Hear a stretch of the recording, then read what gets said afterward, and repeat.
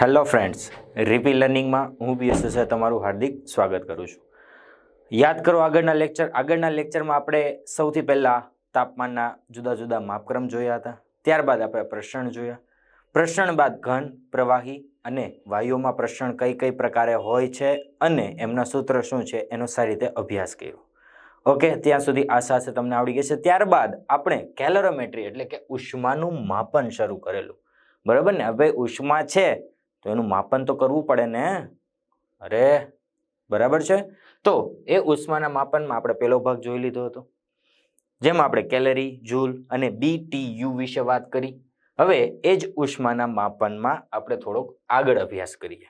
તો આગળનો ટોપિક છે વોટર ઇક્વિવેલન્ટ, જેને કહેવાય જળતુલ્યાંક.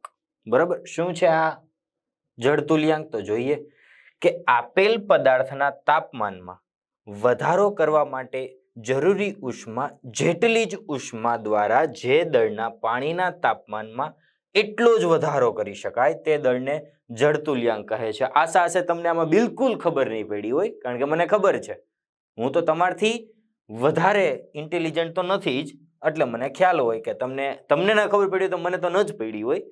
શું કહે છે જો જરા, કે આપેલ પદાર્થના તાપમાનમાં વધારો કરવા માટે જરૂરી ઉષ્મા. તો ધારો કે ચાલો હું એક્ઝામ્પલ લઉં ને એટલે તમને થોડુંક વધારે ખ્યાલ આવશે. એક્ઝામ્પલ મેં એવું લઉં છું, આપેલો પદાર્થ મારી પાસે છે કોપર. તો કોપરના તાપમાનમાં મારે ધારો કે 10°C જેટલો વધારો કરવો છે, ત્યારે મારે જરૂરી ઉષ્મા ધારો કે છે ડેલ્ટા ક્યુ. બરાબર છે. તો હવે આટલી જ ઉષ્મા હું જે દળના પાણીના તાપમાનને આપું અને એટલો જ વધારો કરું, એટલે કે ચાલો કેટલો વધારો, 10°C જેટલો જ વધારો કરું. કેટલી? આટલી જ ઉષ્મા દ્વારા. તો જરૂરી એવા પાણીના દળને જળતુલ્યાંક કહેવાય. ખબર પડી? ફરીથી થોડુંક પેલા કરતા વધારે પિક્ચર ક્લિયર થયું હશે. ધારો કે મારી પાસે કોપરનો ગ્લાસ છે. કોપરના ગ્લાસમાં મેં 10°C જેટલો મારે તાપમાનનો વધારો કરવો છે, ત્યારે 10°C જેટલું તાપમાન વધારો હું એને ડેલ્ટા ક્યુ જેટલું ઉષ્મા આપું છું. ઓકે, કોપરની વાત થઈ. બરાબર. તો હવે એટલી જ ઉષ્મા હું કેટલા દળને આપું, કેટલા દળના પાણીને આપું કે એમાં પાછો આટલો જ વધારો થાય? હલો, ફરીથી રિપીટ કે મારી પાસે કોઈ એક પદાર્થ છે, એનું મારે 10°C જેટલું તાપમાન વધારવું છે, ત્યારે જરૂરી ઉષ્મા ડેલ્ટા ક્યુ છે. તો હવે હું કેટલું પાણી લઉં અને એનું ડેલ્ટા ક્યુ જેટલું તાપમાન આપું, નહીં, ડેલ્ટા ક્યુ જેટલી ઉષ્મા આપું, તો એનામાં આટલો જ તાપમાનનો વધારો થાય. એટલે જે પાણીનું કેટલું મારે દળ લેવાનું છે ને એને જળતુલ્યાંક કહેવાય. ઓકે, ફરીથી ખબર પડી ગઈ કે આપેલ પદાર્થના તાપમાનમાં વધારો કરવા માટે જરૂરી ઉષ્મા એટલી જ ઉષ્મા દ્વારા જે દળના પાણીના તાપમાનમાં એટલો જ વધારો કરી શકાય તે દળને જળતુલ્યાંક કહે છે. આશા હશે તમને સારી રીતે સમજ પડી ગઈ હશે. જો ન પડી હોય તો ફરીથી રિપીટ કરીને જોઈ લેજો. ધારો કે જે મેં પદાર્થ લીધો છે એ પદાર્થનું દળ m છે, c પદાર્થની વિશિષ્ટ ઉષ્મા ધારકતા છે અને ડેલ્ટા ટી જે મારે તાપમાનનો વધારો કરવો છે. તો પદાર્થના તાપમાનમાં ડેલ્ટા ટી જેટલા વધારો કરવા માટે જરૂરી ઉષ્મા ઉર્જા કેટલી હોય? તો તમે આગળ વિશિષ્ટ ઉષ્મા ધારકતા C અથવા સ્મોલ s જે આપણે બતાવીએ એ આપણે અહીં C બતાવ્યું છે. તો આ સૂત્ર ત્યાંથી આવેલું છે, તમને બહુ સારી રીતે ખ્યાલ છે. Delta Q is equal two MC delta T. બરાબર છે. આ મારું સૂત્ર નથી, આ વિશિષ્ટ ઉષ્મા તમે આગળ ભણ્યા એનું જ સૂત્ર છે. ખ્યાલ છે ને? C is equal to delta Q by M delta T. એ જ છે, એમાં મેં ડેલ્ટા ક્યુ ને કરતા બનાવ્યો. કેમ? કારણ કે મારે જરૂરી ઉષ્મા ઉર્જા જોઈએ છે. ઓકે, તો હવે આટલી જ ઉષ્મા મારે આપવાની છે. એ રૂલ્સ છે પાછો જળતુલ્યાંકની વ્યાખ્યામાં નિયમ હતો ને કે મારે આટલી જ ઉષ્મા ઉર્જા આપવાની છે. તો ત્યારે જે દળ હતું એમ, એની બદલે હવે MW M of mass of water ના દળને પાણીમાં આપું ત્યારે તેના તાપમાનમાં થતો વધારો ડેલ્ટા ટી છે. બરાબર, જોયું ને તમે? આગળ ડેલ્ટા ક્યુ જ હતું, આગળ ડેલ્ટા ટી જ હતું, કારણ કે આપણે વ્યાખ્યામાં જ કીધેલું છે કે આટલી જ ઉષ્મા આપીને આટલો જ વધારો કરવા માટે જરૂરી એવા પાણીના દળને. ઓકે, તો એ પાણીનું દળ છે MW. તો સમીકરણ 1 તમને ખ્યાલ છે શું હતું? Delta Q is equal to M C delta T, આવું કંઈક હતું. આ બંને ઉપરથી ડેલ્ટા ક્યુ સમાન છે, બંને બાજુ સરખાવી શકું. તમે જોઈ શકો ડેલ્ટા ટી કટ થાય છે. મારે શું શોધવાનું છે? M W. તો એને હું કરતા બનાવીશ તો M C by C W. જોઈ શકો છો તમે. તો જોવો જરા, આ આપને જ્ઞાત દળ, આ સી આપને આપેલું હતું અને સી ડબલ્યુ પાણીની વિશિષ્ટ ઉષ્મા ધારકતા જે કોન્સ્ટન્ટ જ હોય છે. તો આ રીતે તમે આટલું મેળવી શકો કે હું આટલા દળનું પાણી લઉં તો ત્યારે જે મારે ઉષ્મા જોશે 10°C જેટલું વધારવા માટે, એટલી જ ઉષ્મા હું આને આપું ત્યારે એમાં 10°C જેટલો વધારો થાય વ્યાખ્યા મુજબ. ખ્યાલ છે? ગમે પદાર્થ હોઈ શકે, એવું નહીં જરૂરી કોપર જ છે, પણ આપણે એ કન્ડિશન ફૂલફિલ થવી જોઈએ કે ઉષ્મા ઉર્જા સમાન આપવાની છે અને તાપમાનમાં વધારો બંનેમાં સરખો કરવાનો છે. ત્યારે જરૂરી એવા પાણીના દળને જળ તુલ્યાંક કહેવાય. કેમ આવું તમને આ કરાવવાનું કારણ શું? તો એક્ઝામ્પલમાં ઘણી વખત આવે છે તમને એમ અને સી આ બંને ન આપેલા હોય, આ બંને આપેલા નથી, પણ તમને જળ તુલ્યાંક આપી દે. ખ્યાલ છે? તમને જળ તુલ્યાંક આપી દે તો તમે આ સૂત્ર સારી રીતે યાદ રાખ્યું હોય તો ઇઝીલી તમે મળી શકે. ધારો કે તમને એમ કીધું છે કે કોઈ કોપરનો પદાર્થ છે, દળ ને એવું કંઈ કીધેલું નથી, જેનો જળ તુલ્યાંક આટલો છે. સમજાય છે? શું કહે તમને કે મારી પાસે એક કોપરનો બ્લોક છે, બરાબર છે, અને એનો જળ તુલ્યાંક આટલો છે અને મારે એને તાપમાન વધારવા માટે જરૂરી ઉષ્મા ઉર્જા ડેલ્ટા ક્યુ જો મારે મેળવવી હોય તો એમ અને સી જોઈએ. ડેલ્ટા ટી આપણે કીધું હોય આટલો તાપમાનનો વધારો કર્યો, પણ એમ અને સી તો જોઈએ ને, પણ એ તમને નથી આપ્યો, એની બદલે જળ તુલ્યાંક આપ્યો છે. તો જો આ સૂત્ર તમે મૂકી દો તો CW is equal two MW કરી દો તો એ વેલ્યુ આપશે આપને એમ ઇન્ટુ સી ની, જે આપણે અહીંયા મૂકી શકીએ અને ડેલ્ટા ક્યુ મેળવી શકીએ. ઓકે, આ સૂત્ર ખાસ મોટે કરજો, એક્ઝામ્પલ આવશે જ, હું તમને કરાવવાનો જ છું. ઘણા MCQ પૂછાયેલા MCQ માં પણ આવેલું છે કે કોઈ આ પદાર્થ છે જેનો જળ તુલ્યાંક આટલો છે, તો તમારે ત્યારે કન્ફ્યુઝ નહીં થવાનું. તમને જળ તુલ્યાંકની મદદથી હવે સી અને એમ મેળવતા આવડી ગયું છે. કેમ? કારણ કે મેં ભણાવ્યું છે. ઓકે, હવે આગળનો ટોપિક છે લેટન્ટ હીટ, ગુપ્ત ઉષ્મા. ગુપ્ત એટલે તમને ખ્યાલ છે બોબી દેઓલ, કાજલ અને મનીષા કોઈરાલાનું બહુ સારું એવું મૂવી છે, પણ અહીંયા નથી. ઓકે, એ ગુપ્ત ઉષ્મા શું છે તમને ખ્યાલ છે? મારી પાસે કોઈ પદાર્થ છે, એને હું સતત ઉષ્મા ઉર્જા આપું છું. ચલો આપ્યા જ કરું છું, ઉષ્મા ઉર્જા સતત હું આપ્યા જ કરું છું, તો શું થશે? સામાન્ય કિસ્સામાં તમે કહેશો કે સર તાપમાનમાં વધારો થશે, બરાબર, પણ એક સિચ્યુએશન એવી આવે છે કે તમે ઉષ્મા ઉર્જા આપ્યા જ કરો છો, પણ તાપમાનમાં ફેરફાર નથી થતો, તો આપેલી ઉષ્મા ગઈ ક્યાં? સ્વાભાવિક વાત છે ને. અને એવું થશે પણ ખરા. હું તમને સમજાવું કે મારી પાસે કોઈ પદાર્થ છે, એને હું ઉષ્મા ઉર્જા આપું છું, તો તમે કહેશો કે એના તાપમાનમાં ફેરફાર થશે, પણ હું એને ઉષ્મા ઉર્જા આપું છું, તાપમાનમાં ફેરફાર નથી થતો, તો એ કિસ્સામાં ઉષ્મા ઉર્જા ગઈ ક્યાં? આ એક પ્રશ્ન થવો જોઈએ. તો મુરબ્બી જવાબ એવો છે કે જ્યારે તમે ઉષ્મા ઉર્જા આપો છો ને તાપમાનમાં ફેરફાર નથી થતો ને, એટલે સમજી લેવાનું કે એ ઉષ્મા તેની અવસ્થા બદલાવવા માટે વપરાય છે. ખ્યાલ આવે છે ને કે હું કોઈ પદાર્થને ઉષ્મા ઉર્જા આપું છું પણ એનું તાપમાન નથી બદલતું, તો શું બદલશે?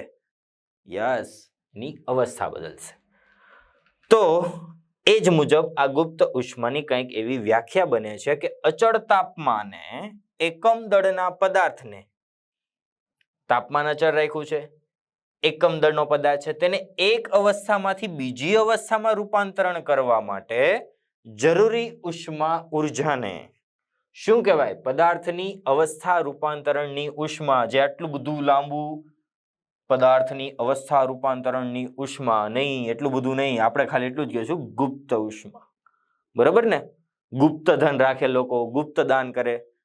ખ્યાલ છે ને? એક વખત એક વસ્તુ યાદ આવી ગઈ કે એક ભાઈ આવ્યા, એ કે આપણે મંદિર બનાવવાનું છે, તો કે લખી નાખો મારા તરફથી 1 કરોડ રૂપિયા, ને બધા ખુશ થઈ ગયા, બાપ રે બાપ 1 કરોડનું દાન આવ્યું. ચેક લખી દીધો 1 કરોડ. એ કે નીચે સાઈન તો કરો. એ કે સાઇન ન કરે ને, કેમ? એ કે મારે ગુપ્ત દાન કરવું તો તારો કાકો કોઈ કહેશે બેંકમાં કોઈ એને ચલાવશે સાઇન વગર? એટલે એ કંઈક એવું જ છે કે ગુપ્ત રીતે ઉષ્માને સાચવે છે કે અચળ તાપમાને એકમ દળના પદાર્થને, તાપમાન અચળ છે, એકમ દળનો પદાર્થ છે, એને એક અવસ્થામાંથી બીજી અવસ્થામાં રૂપાંતરણ કરવા માટે જરૂરી ઉષ્મા ઉર્જાને પદાર્થની ગુપ્ત ઉષ્મા કહે છે. ખ્યાલ આવે છે? તો એના બે પ્રકાર છે, એક ગલન ગુપ્ત ઉષ્મા અને એક બાષ્પાયન ગુપ્ત. એ આપણે જોઈશું. પહેલા આપણે જોઈએ ગલન ગુપ્ત ઉષ્મા, latent heat of fusion. Latent heat of fusion. ગલન ગુપ્ત ઉષ્માના બે પ્રકાર છે. ગુપ્ત ઉષ્મા છે ને એના બે પ્રકાર પાડલા છે. તો એનો પહેલો પ્રકાર છે ગલન ગુપ્ત ઉષ્મા, લેટન્ટ હીટ ઓફ ફ્યુઝન. તો આપેલા તાપમાને એકમ દળના પદાર્થને અવસ્થા ખાસ યાદ રાખજો, ઘન અવસ્થામાંથી પ્રવાહી અવસ્થામાં રૂપાંતરણ કરવા.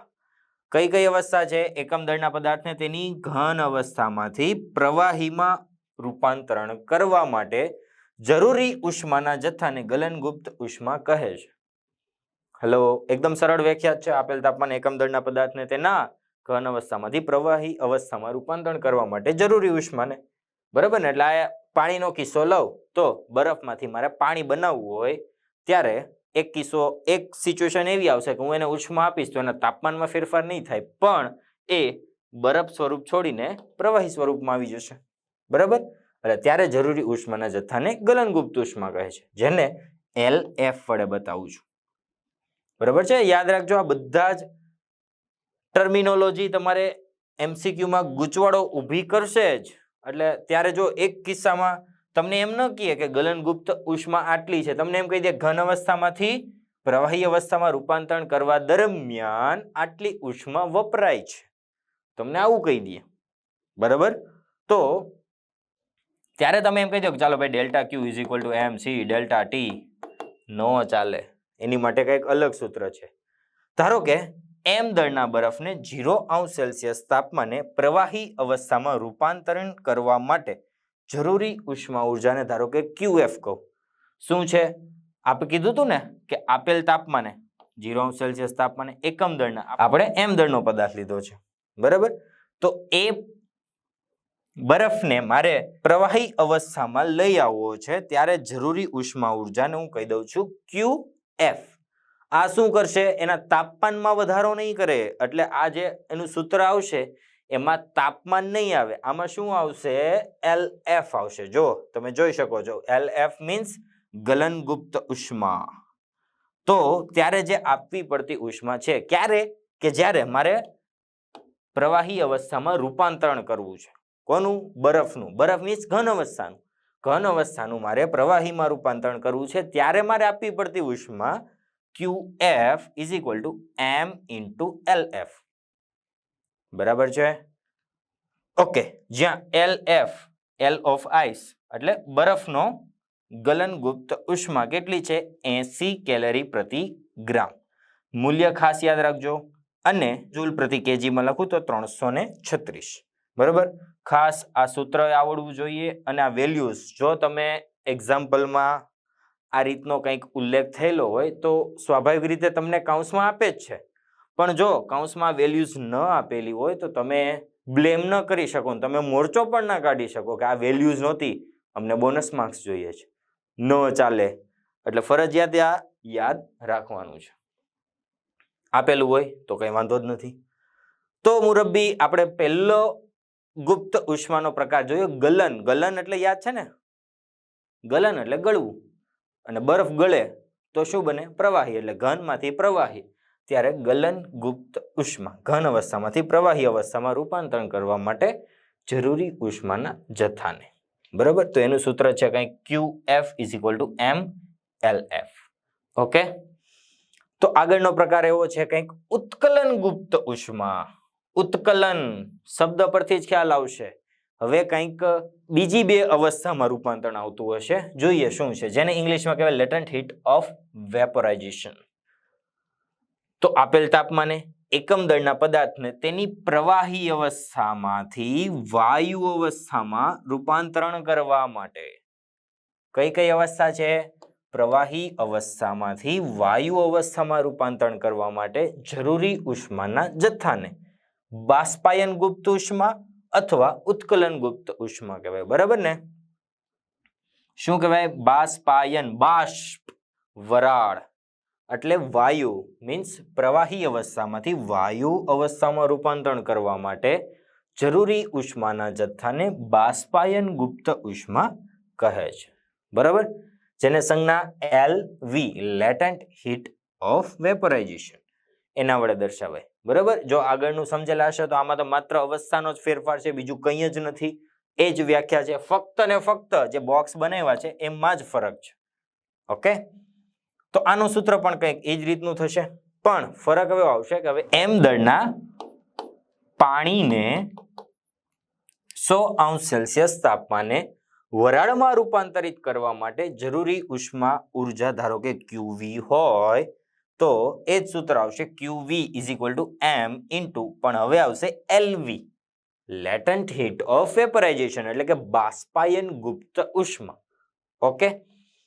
તો જયા પ્રદાની, જ્યાં LV = L સ્ટીમ અથવા 540 કેલરી પ્રતિ ગ્રામ અથવા 2260 2260 કિલોજૂલ પ્રતિ કેજી. બરાબર? આ વેલ્યુઝ પણ શક્ય હોય તો યાદ રાખવાની છે. એ જ વેમમાં ન રહેતા કે આપેલી જ હોય, ઘણી વખત ન પણ આપી દે.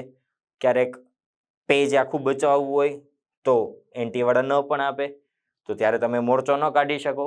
બરાબર? પણ મહત્વનું એ છે કે આપણે સૂત્ર કયું યાદ રાખવાનું છે? QV = mLV. આપણે જોયું કે જ્યારે કોઈ આપણે તાપમાનમાં ફેરફાર થતો હોય ત્યારે જરૂરી ઉષ્માનું ઉર્જાનું સૂત્ર શું હતું? ડેલ્ટા Q = mc અથવા s ડેલ્ટા T, આવું કંઈક હતું. પણ જ્યારે ઉષ્મા આપું છું, તાપમાનમાં ફેરફાર નથી થતો, એટલે આ સૂત્રમાં કઈ ડેલ્ટા T આવતું નથી.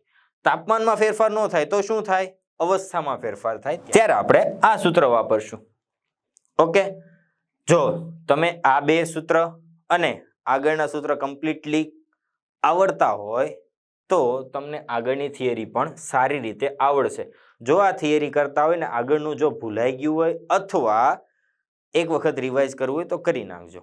કારણ કે હવે જે આ હીટિંગ કરવું જે સૂત્ર આવશે એ ડાયરેક્ટ આવશે. ડાયરેક્ટ આવશે મીન્સ એટલે હું કઈ ડાયરેક્ટ લઈને લખી નહીં દઉં, આ ભાઈ તમારે ગોખી મારવાનું, એવું નહીં. આગળની જે થિયરી હતી ને એ બધાના સૂત્ર આવશે, પણ લોજિકલી સમજવાના છે કે આ સિચ્યુએશનમાં કયું સૂત્ર આવે છે. એટલે સૂત્ર તો ભાઈ 5-6 છે, પણ આ સિચ્યુએશનમાં કયું સૂત્ર આવે એ જાણવું હોય તો તમને આગળની થિયરી ખ્યાલ આવતી હોવી જોઈએ. તો હીટિંગ કરો. હીટિંગ કહું શું કહે છે કે જો પદાર્થને P જેટલા અચળ દળથી ઉષ્મા પૂરી પાડવામાં આવે તો ડેલ્ટા T સમયમાં પૂરી પડાતી ઉષ્મા ઉર્જા P × ડેલ્ટા T થાય. બરાબર? શું કહે છે કે P જેટલા અચળ દરથી ઉષ્મા આપવામાં આવે છે અને કેટલા સમય માટે? ડેલ્ટા T સમય માટે. એટલે અહીંયા તમે જોઈ શકો આ બધો અંતરાલ છે ડેલ્ટા T જેટલો છે. બરાબર? જુઓ જરા, y અક્ષ પર છે તાપમાન અને x અક્ષ પર છે સમય. બરાબર છે? ચાલો, સમય સાથે હું એના તાપમાનમાં વધારો કરું છું. તાપમાનમાં વધારો કરીશ, ધેટ મીન્સ ડાયરેક્ટ તાપમાનમાં વધારો ન થઈ શકે. તાપમાનમાં વધારો ક્યારે થાય? જ્યારે હું એને ઉષ્મા ઉર્જા ઉષ્મા ઉર્જા પૂરી પાડું ત્યારે. બરાબર? તો અહીંયા y અક્ષ પર છે ટેમ્પરેચર અને x અક્ષ પર છે ટાઈમ. જેમ તમે જોઈ શકો છો, સમય જેમ વધે છે એમ તાપમાનમાં પણ વધારો થાય છે. ધેટ મીન્સ એને હું ઉષ્મા ઉર્જા આપું છું તો જ થાય છે ને. પણ તમે જોઈ શકો કે સમય વધારું એમ તાપમાનમાં વધારો કે એમ સીધી રીતે એટલે કે રેખીય રીતે નથી થતો, અલગ અલગ પ્રકારે થાય છે, અમુક અમુક ડિવિઝનમાં થાય છે. તમે જોઈ શકો છો. ચલો ગ્રાફને થોડુંક એનાલિસિસ કરીએ. તો અહીંયા ધારો કે મારી પાસે બરફ જ હતો, બરફ કા ટુકડા થા. સૌથી વધારે બરફ તમને ખબર ક્યાં પડે છે? રાત્રે પંજાબીઓના ગ્લાસમાં. ઓકે? અને આ ન સમજ પડે ને તો પેલા પોગો જોવું અને પછી આ થર્મોડાયનેમિક્સ જોવું. ઓકે? ચલો, ધારો કે મારી પાસે બરફ છે. બરફને હું ઉષ્મા ઉર્જા આપું છું. ઉષ્મા ઉર્જા આપું છું P ડેલ્ટા T સમય માટે. બરાબર? ઉષ્મા ઉર્જા આપું છું તો બરફ શું કરશે? પહેલા તો એ ઉષ્મા મેળવશે અને એનો તાપમાનમાં ફેરફાર થશે. જોઈ શકો તમે અહીંથી આમ જાય છે, એના તાપમાનમાં ફેરફાર થયો. પહેલા 0 હતો, T1 તાપમાન થઈ ગયું, તાપમાનમાં ફેરફાર થયો. પછી શું કરું છું કે આ એક સિચ્યુએશન આવી ગઈ, પછી હજુ ઉષ્મા ઉર્જા તો સતત ચાલુ જ છે. કીધું જ છે જો P જેટલા અચળ દરથી આપ્યા જ કરું છું, ક્યાંય વચ્ચે વિરામ નથી. અહીંયા પહોંચ્યો, ઉષ્મા ઉર્જા હજી શરૂ જ છે આપવાની, પણ હવે તાપમાનમાં ફેરફાર નથી થતો, પણ તોય ઉષ્મા ઉર્જા તો આપું જ છું. તો હવે શું થશે?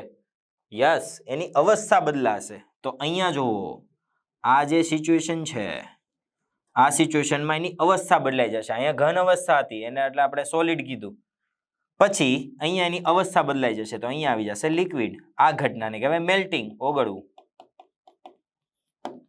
બરાબર છે? ઓકે. હવે પ્રવાહી સ્વરૂપ થઈ ગયું. અહીંયા થઈ ગયું પાણી રે પાણી તેરા રંગ કેસા, પાણી થઈ ગયું. હવે એ પાણીને વળી પાછી ઉષ્મા ઉર્જા સતત શરૂ છે. કોઈક ભાઈ વાલ ચાલુ કરી નીકળી જ ગયું છે ચારધામની જાત્રા પર, તો ઉષ્મા ઉર્જા હજી આપું જ છું. લિક્વિડ છે, તાપમાનમાં સૌપ્રથમ પહેલા વધારો થશે. યસ, જો આના વડે બતાવ્યું છે, તાપમાનમાં વધારો થાય. T1 હતો ત્યાંથી T2 થઈ ગયું. બરાબર? તો T2 તાપમાન થઈ ગયું. બરાબર? પછી હજી એક સિચ્યુએશન એવી આવશે કે હજી હું ઉષ્મા ઉર્જા તો આપું જ છું, પણ એના તાપમાનમાં કઈ ફેરફાર નથી થતો, એની અવસ્થા બદલાય છે.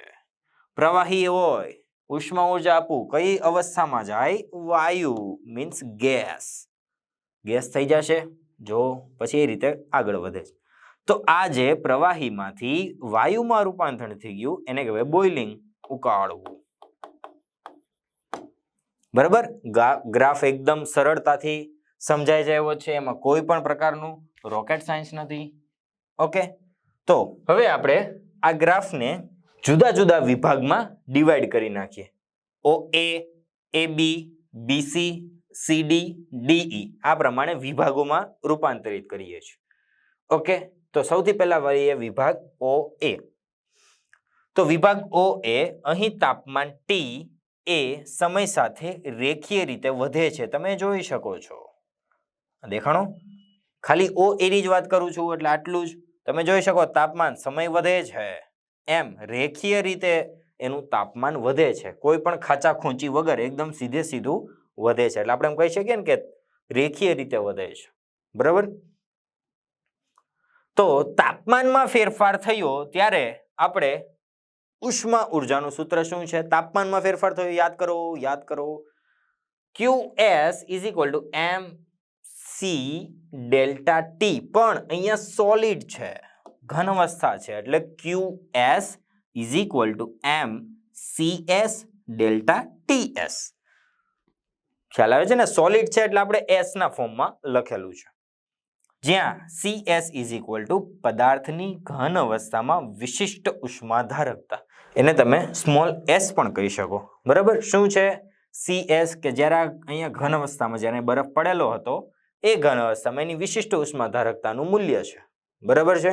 પણ અહીં QS અપાતી ઉષ્મા ઉર્જા કેટલી છે? P into delta T. પણ ડેલ્ટા T આપણે અહીંયા આવશે સોલિડ છે એટલે ડેલ્ટા TS. ઓકે, CS ની વેલ્યુ શું થશે? જો તો જરા, CS ને હું કરતા બનાવું તો P ડેલ્ટા TS છેદમાં M ઇન્ટુ ડેલ્ટા TS આવું થશે. ઓકે, પણ આ ડેલ્ટા TS છે એને હું અહીંયા નથી રાખતો, પણ અહીંયા નીચે પણ લખી શકું. સમજો, આ શું છે? તાપમાનમાં થતો ફેરફાર છે ને નીચેનો ડેલ્ટા T છે એ સમયમાં થતો ફેરફાર છે. નીચે S લખ્યું છે એટલે સોલિડ અવસ્થામાં હોય ત્યારે તાપમાનમાં થતો ફેરફાર અને સોલિડ અવસ્થામાં હોય ત્યારે સમયમાં થતો ફેરફાર. એટલે આ રીતે દર્શાવી શકાય. જો એ જ છે CS is equal to P છેદમાં M અને delta T by delta small TS જોઈ શકાય છે. બરાબર? તો અહીંયા એક વસ્તુ નવીન થઈ. શું થઈ? Delta T by small delta T. તમને ખ્યાલ છે આ છે Y અને આ છે X. મેં તમને આગળ કીધેલું પ્રશ્ન વખતે Y બાય X હોય તો dy બાય dx એ કંઈક એનો ઢાળ બને છે, સ્લોપ બને છે. તો એ અહીંયા લાગુ પાડીએ તો dy એટલે ડેલ્ટા ટેમ્પરેચરનો ટી અને છેદમાં dx, x એટલે x અક્ષ પર શું છે? ટાઈમ છે. તો ડેલ્ટા સ્મોલ ટી. તો આ તો ઢાળ થઈ ગયો ને ઓ ભાઈ, જો જરા, ડેલ્ટા કેપિટલ ટીએસ છેદમાં ડેલ્ટા સ્મોલ ટીએસ. તે તો ઢાળ થઈ ગયો, પણ એસ છે એટલે સોલિડ રીઝનમાં જ, માત્ર ને માત્ર સોલિડ રીઝનમાં. તો સોલિડ રીઝન કયું છે? O થી A, એટલે હું એમ કહી શકું કે CS ચલે છે 1 slope of line A. Slope of line OA, એટલે OA જે લાઇન છે, દેખાય છે તમને? એ OA લાઇનનો ઢાળ એ વિશિષ્ટ ઉષ્માધારકતાના વ્યસ્ત પ્રમાણમાં છે. સમજાય છે? એકદમ સરળ જ છે. તમને ખ્યાલ આવવો જોઈએ કે આ બધા રીઝનમાં હવે કયા કયા સૂત્ર મૂકી શકાય, એ તમને હવે બ્લિંક થઈ જવું જોઈએ. જોયો? ખ્યાલ આવી ગયો? ઓકે, ચલો હવે આગળનો વિભાગ છે વિભાગ AB. બરાબર? તો આ વિભાગ AB જોવો જરા, કે હજી હું ઉષ્મા ઉર્જા અચળ દરથી આપું જ છું, P ડેલ્ટા T જેટલી અચળ દરથી ઉષ્મા ઉર્જા આપું જ છું, પણ એ જો તો એના તાપમાનમાં ફેરફાર નથી કરતું. તાપમાન કોન્સ્ટન્ટ છે, તમે જોઈ શકો છો. તો એ શું કરશે? એની અવસ્થા બદલશે. બરાબર? અને અવસ્થા બદલે તો તમને ખ્યાલ છે કે QF is equal two M into LF. સૂત્ર હમણાં જોયું આપણે, QF is equal two M into LF. પણ QF ની બદલે તો આપને ખ્યાલ છે P delta TF. P delta TF અચળ દરથી જે આપણે ઉષ્મા ઉર્જા આપીએ છીએ એ મૂકી, into M LF as it is. મારે LF ન કરતા બનાવવો છે, તો LF શું થશે? LF is equal two P delta TF છેદમાં M. M નીચે જાય ને, અહીંથી જો ડ્ર નીચે આવી ગયો. ઓકે, LF આવી ગયું. તો અહીં P અચળ દરથી આપીએ છીએ, બરાબર? એટલે કોન્સ્ટન્ટ અચળ છે, દળ કોન્સ્ટન્ટ છે. તો તમે જોઈ શકો કે LF છે માત્ર ને માત્ર ડેલ્ટા TF ઉપર જ આધાર રાખે છે, જેને હું આ રીતે બતાવી શકું. LF ચલે છે ડેલ્ટા TF. પણ જો તો જરા, ડેલ્ટા TF પણ સ્મોલ ટી છે. જોજો, દુર્ઘટના ઘટી, નજર હટી, દુર્ઘટના ઘટી. સ્મોલ ટી છે એટલે આ સમય, એટલે આ રીઝન. બરાબર? પણ આ રીઝન તો જો તો જરા, AB ની લંબાઈ બતાવે છે, ડેલ્ટા TF. એટલે આપણે આ રીઝનની જ વાત કરીએ છીએ. અને આપણે ટાઈમ, સમય x અક્ષ પર લીધો છે તો આટલું થશે, પણ આ રીઝન તો AB ની લંબાઈ બતાવે છે. તો તમે કહી શકો કે LF એ AB ના લંબાઈના સમપ્રમાણમાં છે. હેલો, અરે યાર, સરળ તો છે. ડેલ્ટા TF આપણે અહીંયા સમય લીધો છે x અક્ષ પર, એ સમય એનો ફેરફાર જ બતાવે છે. આપણે સમજી લો અત્યારે AB વિભાગ લે છે, આ કંઈ છે જ નહીં, આટલું જ છે મારી પાસે. ઓકે, તો આટલી વસ્તુ જ બતાવે છે ડેલ્ટા TF. પણ ડેલ્ટા TF તો AB ની લંબાઈ જેટલો જ છે મોટા ભાઈ. જોવો જરા, તો લેન્થ ઓફ AB એ કોના સમપ્રમાણમાં હશે? LF. ઓકે, તો હવે આગળનું હવે બહુ વધારે ડિસ્ક્રિપ્ટિવ લખાણ આપણે નહીં લખીએ, કારણ કે હવે આ બે માટે થઈ ગયું. હવે એના જેવું જ છે કંઈક. હવે આવે છે વિભાગ BC. વિભાગ BC અહીંયા હવે પાણી સ્વરૂપ થઈ ગયું છે, એટલે કે પ્રવાહી સ્વરૂપ થઈ ગયું છે ને. પ્રવાહી સ્વરૂપ થઈ ગયું છે ને હજી હું તાપમાન આપું છું, અચળ દરથી ઉષ્મા ઉર્જા આપવાનું કામ ચાલુ જ છે. તો એના તાપમાનમાં બદલાવ થાય છે. જો તમે અહીંથી અહીંયા સુધી જાય છે ત્યારે T2 થી T1 જેટલું તાપમાન બદલાય છે, તમે જોઈ શકો છો. બરાબર? તાપમાન બદલાય છે ત્યારે સૂત્ર કયું આવશે? QL is equal two MC delta T. પણ અહીંયા લિક્વિડ રીઝન છે, એટલે QL is equal two MCL delta TL. બરાબર? ફરી પાછું QL ની બદલે હું P ડેલ્ટા TL લખી શકું. અચળ દરથી અપાતી ઉષ્માને P ડેલ્ટા TL લખી શકું. ઓકે,